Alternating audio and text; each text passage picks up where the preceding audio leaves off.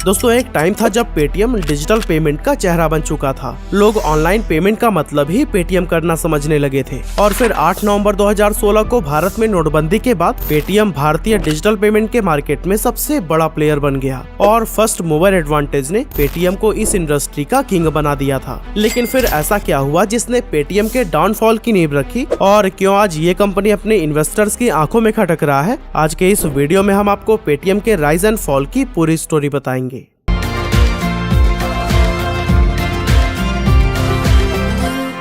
Account से Paytm करो।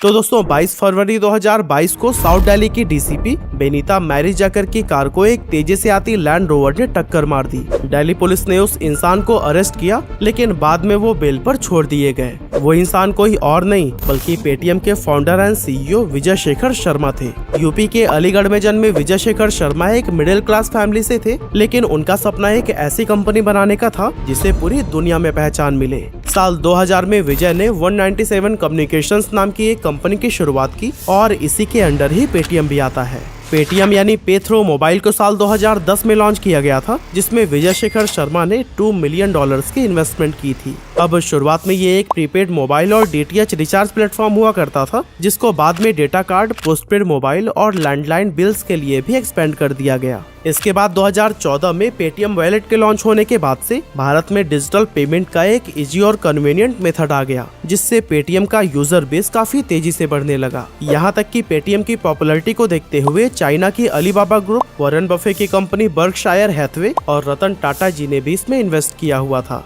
हालांकि 8 नवंबर 2016 को जब प्राइम मिनिस्टर नरेंद्र मोदी जी ने नोटबंदी की घोषणा की, तो पेटीएम भारत के डिजिटल पेमेंट सेक्टर में एकमात्र एस्टेब्लिश प्लेयर था। अब यहाँ पेटीएम के ऑफिशियल्स ने सिचुएशन का फायदा उठाने का सोचा और अगले ही दिन देश के सारे न्यूज़पेपर में प्राइम मिनिस्टर की फोटो के साथ अपनी एडवर्टीजमेंट पब्लिश करा दी, जिसमें पेटीएम ने भारत को डिजिटल पेमेंट के क्षेत्र में आगे ले जाने के लिए पीएम मोदी को कांग्रेचुलेट किया था। लेकिन ये स्ट्रैटेजी पेटीएम पर ही बैकफायर कर गई। एक्चुअली अपोजिशन पार्टीज ने आरोप लगाया कि नोटबंदी की मदद से बीजेपी ने पेटीएम को फायदा पहुंचाया है और पेटीएम को सारे सिचुएशन के बारे में पहले से ही पता था। हालांकि पेटीएम ने इस पॉलिटिकल कंट्रोवर्सी पर ज्यादा ध्यान नहीं दिया और मौके का फायदा उठाने पर कंसंट्रेट किया, और यही वजह थी कि महज 1 महीने के अंदर ही पेटीएम के यूजर 14 करोड़ से बढ़कर 27 करोड़ पहुंच गए थे। साल 2015 में पेटीएम ने अपने पेमेंट बैंक की भी शुरुआत की, जो कि आज के समय में उनका एकमात्र प्रॉफिटेबल प्रोडक्ट है। 2017 में इस बैंक को रिजर्व बैंक ऑफ इंडिया से भी अप्रूवल मिल गया और पेटीएम का यूजर बेस और भी ज्यादा स्ट्रॉन्ग होता चला गया। हालांकि 2018 में कुछ केवाईसी दिक्कतों की वजह से इनके नए अकाउंट ओपनिंग पर रोक लगा दिया गया था, पर अगले ही साल इन्हें दोबारा से आगे बढ़ने के लिए अप्रूवल मिल गया। हालांकि आगे चलकर 2022 में भी पेटीएम पेमेंट बैंक और आरबीआई के बीच कुछ गड़बड़ियां देखने को मिली, पर तमाम बैन के बावजूद पेटीएम पेमेंट बैंक काफी सक्सेसफुल रहा और इसने पेटीएम की ग्रोथ में इम्पोर्टेंट रोल निभाया।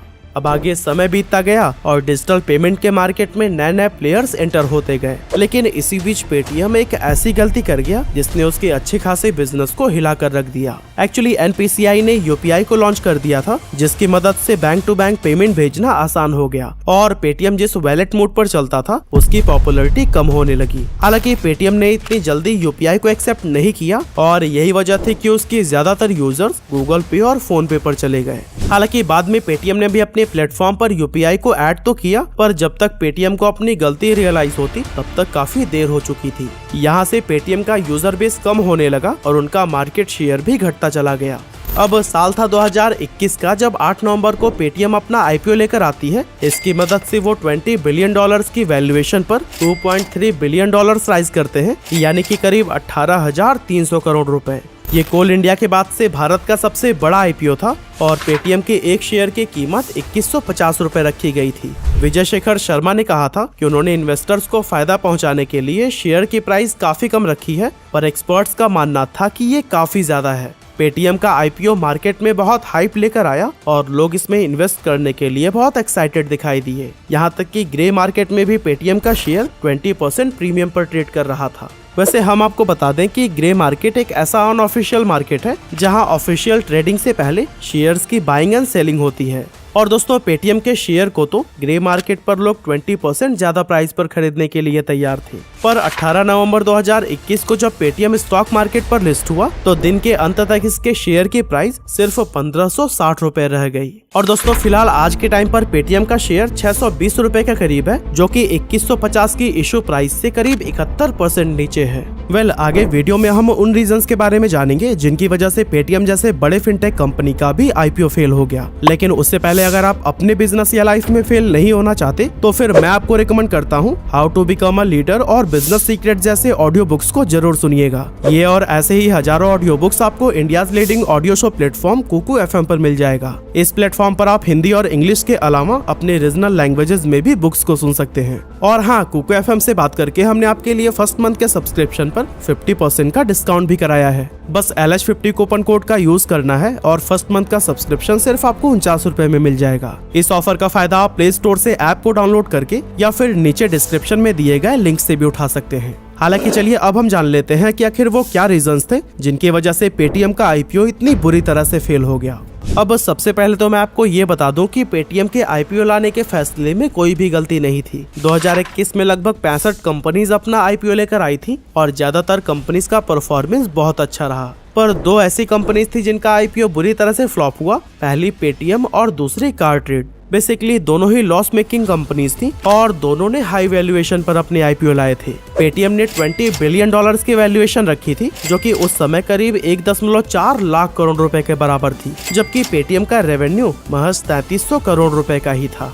अब दोस्तों एक कंपनी के शेयर का प्राइस और उसकी अर्निंग के रेशियो को प्राइस टू अर्निंग रेशियो या पीई रेशियो कहते हैं। अब क्योंकि पेटीएम एक लॉस मेकिंग कंपनी है, इसीलिए हम इसका प्राइस टू अर्निंग रेशियो नहीं निकाल सकते और ऐसी कंडीशन में हमें इसका प्राइस टू सेल्स रेशियो निकालना होगा, जो कि पेटीएम के केस में 35 आता है। मतलब हम सिंपली समझें तो इस कंपनी को अपने इन्वेस्टर्स का प्रॉफिट कराने के लिए हर साल 400% के रिटर्न देने होंगे, जो कि लगभग इम्पॉसिबल है। अब दोस्तों ग्लोबल स्टैंडर्ड पर देखें तो $20 बिलियन के लगभग की वैल्यूएशन वो कंपनीज मांगती हैं जिनका रेवेन्यू पेटीएम से कम 9 गुना ज्यादा होता है। लेकिन पेटीएम कम रेवेन्यू के बावजूद हाई वैल्यूएशन के लिए गई, जो कि पहले ही दिन से अपने इन्वेस्टर्स के साथ बहुत बड़ा धोखा था। हालांकि पेटीएम का वैल्यूएशन ही इसके आईपीओ के फेलियर का एकमात्र कारण नहीं था। बेसिकली प्राइवेट कंपनीज और पब्लिक कंपनीज के लिए फंडिंग का गेम बहुत अलग अलग चलता है। प्राइवेट कंपनीज फंडिंग काफी आसानी से हासिल कर लेती हैं और अपनी वैल्यूएशन को बहुत ज्यादा बढ़ा लेती हैं,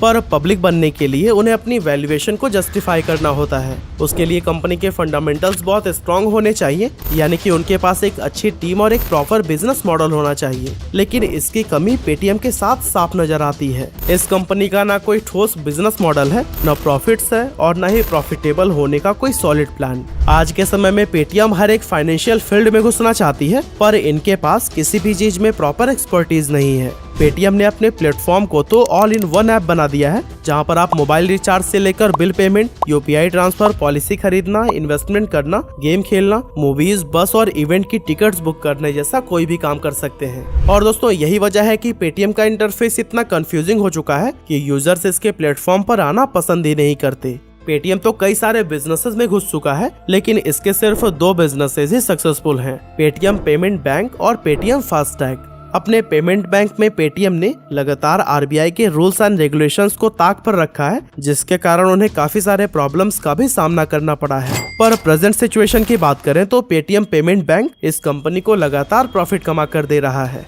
इसके अलावा पेटीएम फास्टैग, जो पेटीएम बैंक के ही अंडर आता है, वो भारत के फास्टैग मार्केट में 28.2% का शेयर रखता है। हालांकि इन दोनों के बाद पेटीएम के पास ऐसा कोई भी बिजनेस नहीं है जो कि उनके लिए प्रॉफिट्स लेकर आ रहा हो। इसीलिए यहाँ सवाल उठता है कि आखिर पेटीएम बनाना क्या चाहता है। अब इस सवाल पर पेटीएम के फाउंडर विजय शेखर शर्मा कहते हैं कि उनका लक्ष्य एक ऐसे बिजनेस मॉडल को बनाने का है जिसमें वो एक बिजनेस से कस्टमर को एक्वायर करें और उसे अपने दूसरे बिजनेस की ओर ले जाकर उनसे भी पैसे कमाए। एग्जाम्पल के लिए अगर कोई कस्टमर पेटीएम का इस्तेमाल करता है तो फिर उसे Paytm payment bank, Paytm FASTag और पेटीएम फर्स्ट गेम जैसी दूसरी सर्विस पर भी ले जाने की कोशिश की जाती है। लेकिन विजय शेखर शर्मा का ये मास्टर प्लान इन्वेस्टर्स की समझ से बाहर है और इसीलिए वो उन्हें सीरियसली लेने को तैयार नहीं है। अब बिजनेस के मामले में तो पेटीएम फेल हो ही रहा है, पर अब तो इसकी किस्मत भी इससे मुंह मोड़ती नजर आ रही है। एक्चुअली पेटीएम के पास दूसरे फिनटेक स्टार्टअप के कंपैरिजन में एक ही एडवांटेज था और वो था उनका वास्ट यूजर डेटा, जिससे वो मार्केट में लीड ले सकते थे। पर 2021 में आरबीआई के अकाउंट एग्रीगेटर नेटवर्क इनिशिएटिव ने पेटीएम से ये भी छीन लिया। इस इनिशिएटिव के तहत भारत के सारे फिनटेक स्टार्टअप्स एक दूसरे के यूजर डेटा को इस्तेमाल कर सकते हैं। मतलब कि अगर पेटीएम को पता है कि उनका कस्टमर इन्वेस्टमेंट करने में इंटरेस्टेड है, तो फिर उनका ये डेटा फोन पे, गूगल पे और दूसरी फिनटेक एप्स के पास भी होगा। और दोस्तों, इसी के कारण पेटीएम के हाथ से रेवेन्यू जनरेट करने का एक और तरीका छिन चुका है। मगर फिर भी आप अगर नोटिस करेंगे तो पेटीएम लगातार एक्सपेंड कर रहा है और नए नए बिजनेसेस में हाथ आजमाता जा रहा है। ऐसा इसलिए क्योंकि ऐसी कंपनीज का मेन फोकस प्रॉफिट कमाने पर नहीं, बल्कि कस्टमर का बिहेवियर चेंज करने पर होता है। पेटीएम आपको अपने प्लेटफॉर्म के थ्रू पेमेंट करने पर रिवॉर्ड और कैशबैक इसलिए देता है जिससे आपको उनके प्लेटफॉर्म की आदत लग जाए और आप इनके इकोसिस्टम में ही फंस कर रह जाओ। हालांकि फिलहाल तक तो पेटीएम अपने बिजनेस मॉडल को सक्सेस तक पहुंचाने में नाकाम रहा है, लेकिन आखिर में सवाल उठता है कि पेटीएम को आखिर ऐसा क्या करना चाहिए जिससे कि वो अपने लॉसेस को कम कर सके। तो दोस्तों, सबसे पहले तो पेटीएम को एक प्रॉपर बिजनेस प्लान बनाना होगा जिनमें उनके टारगेट्स और गोल क्लियर हों। इससे वो इन्वेस्टर्स के बीच भरोसा कायम रख पाएंगे और उनके शेयर्स की प्राइस और नीचे नहीं आएगी। पेटीएम को ये समझना होगा कि भारतीय इंटरनेट यूजर्स को सारी सर्विसेज एक जगह पर नहीं चाहिए, बल्कि वो चाहते हैं कि उन्हें हर सर्विस फास्ट एंड एफिशिएंट तरीके से मिले। अगर वो मोबाइल रिचार्ज करना चाहते हैं तो वो बिना किसी रुकावट के हो जाए। कहने का मतलब यह है कि पेटीएम को 50 सर्विस शुरू करने पर फोकस न करते हुए सिर्फ उन सर्विसेज को ही प्रोवाइड करना चाहिए जिसमें कि उनकी एक्सपर्टीज हो। इससे पेटीएम का यूजर इंटरफेस भी काफी इम्प्रूव होगा और अल्टीमेटली लोग उनके प्लेटफॉर्म पर आना पसंद करेंगे। होपफुली आने वाले समय में पेटीएम प्रॉफिटेबल बनेगा और अपने इन्वेस्टर्स को हुए लॉस को प्रॉफिट में बदलेगा। वैसे पेटीएम को वापसी के लिए क्या करना चाहिए, आप अपना ओपिनियन भी हमें कमेंट में जरूर बताइएगा। और हाँ, कुकू एफएम के ऑफर को भी ग्रैब करना ना भूलिएगा। ऐप अभी डाउनलोड करिए और LH50 कूपन कोड का यूज करके पहले महीने का सब्सक्रिप्शन सिर्फ 49 रुपए में पाइए।